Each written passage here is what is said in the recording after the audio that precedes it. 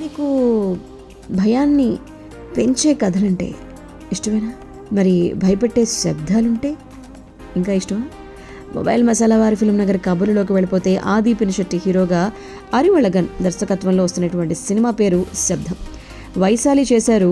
ఆ తర్వాత చేస్తున్నటువంటి రెండో సినిమా వీళ్ళిద్దరు కాంబినేషన్లో మరి సిమ్రన్, లైలా, లక్ష్మీ మెనన్ ముఖ్య పాత్రలో కనిపించబోతున్నారు. సినిమా టీజర్ని వెంకటేష్ గారు రిలీజ్ చేయడం జరిగింది. టైటిల్కి తగ్గట్టుగానే చాలా డిఫరెంట్గా ఉందన్నమాట. ఆద్యంతం మనం ఒకసారి చూస్తే కనుక టైటిల్కి తగ్గట్టుగానే టీజర్లో విచిత్రమైనటువంటి శబ్దాలు అన్నమాట.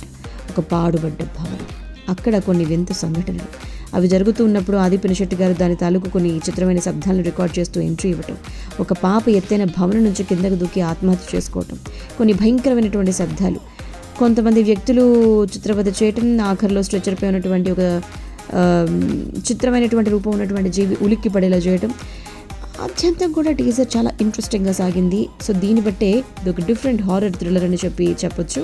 అయితే మరి ఈ సినిమాకి సంగీతాన్ని అందిస్తుంది ఎవరో కాదు, తమన్ గారు. Interesting, right?